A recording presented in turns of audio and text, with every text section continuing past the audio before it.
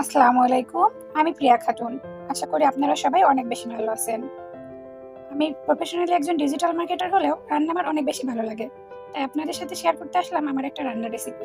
আজকে আমি রান্না করব গরু মাংস। পেঁয়াজ, মরিচ, রসুন আমি কেটে নিয়েছি। দারচিনি, এলাচ, লবঙ্গ, তেজপাতা নিয়েছি। আরও নিয়েছি হলুদ গুঁড়ো, লবণ, মরিচ গুঁড়ো, গরম মশলা গুঁড়ো, জিরা গুঁড়ো, ধনিয়া গুঁড়ো আর আমার একটা সিক্রেট মশলা। পরিমাণ মতো সবগুলো মশলা অ্যাড করে আমি মাংসটা 20 মিনিটের জন্য মাখিয়ে রেখেছিলাম। মাখানো শেষ হলে এটা এখন আমি চুলায় বসিয়ে দিয়েছি। একটা কাঠের চামচের সাহায্যে এটা আমি ভালোভাবে মাখিয়ে নিলাম। ভালোভাবে মাখানো শেষ হলে এবারে একটু নেড়ে চেড়ে দিলাম, দিয়ে এটা আমি ঢেকে দিব। এবার রান্না এটা হতে থাকবে। আপনাদের কার কার মাখানো মাংস রান্না ভালো লাগে অবশ্যই জানাবেন। আর এভাবেই আমি মাংসটাকে কষিয়ে নিচ্ছিলাম, আবার নেড়ে দিচ্ছিলাম যেন নিচে লেগে না যায়। আর মাংসটা যত বেশি কষানো ভালো হবে, খেতেও কিন্তু তত বেশি মজা হবে। তাই কষানোটা ভালোভাবে করতে হবে। এটা আমি আবার নেড়ে চেড়ে দিলাম, দিয়ে এটা আমি ঢাকনা দিয়ে আবার কষানোর জন্য রেখে দিলাম। এই মাখিয়ে রান্নাটা আমি আমার মায়ের কাছ থেকে শিখেছি।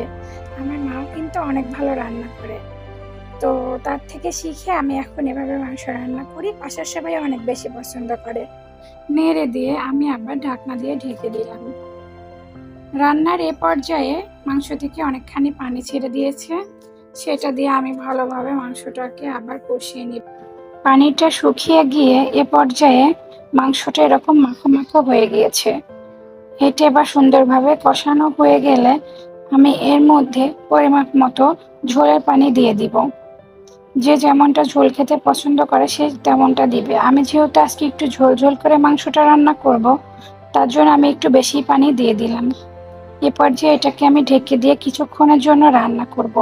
কিছুক্ষণ রান্না করা শেষ হয়ে গেলে আমি যতটুকু ঝোল রাখবো এ পর্যায়ে এসে সেটা হয়ে গিয়েছে। এর মধ্যে এখন আমি হালকা আদার গুঁড়ো আর একটু আমার সিক্রেট মশলার গুঁড়ো দিয়ে নেড়ে চেড়ে দিয়ে এটাকে আমি কিছুক্ষণের জন্য চুলায় রেখে দেব। এবার এটাকে আমি ঢেকে দিলাম। ঢেকে দিয়ে কিছুক্ষণ রান্না করার পরে আমার মাংসটা ঠিক এমন হয়েছে। কালারটাও দেখতে সুন্দর হয়েছে, আর আমি ঝোলটা এই পর্যায়ে রেখে দিব। এটা হলো আমার আজকের রান্নার ফাইনাল লুক। অবশ্যই আপনারা কমেন্ট করে জানাবেন রান্নাটা কেমন হয়েছে। দেখা হবে অন্য কোনো ভিডিওতে নতুন কোনো রান্না নিয়ে। আজকের ভিডিওটি এ পর্যন্তই। ভিডিওটি ভালো লাগলে সাথেই থাকবেন। ধন্যবাদ সবাইকে আজকের ভিডিওটি দেখার জন্য। আল্লাহ হাফেজ সবাইকে। আসসালামু আলাইকুম।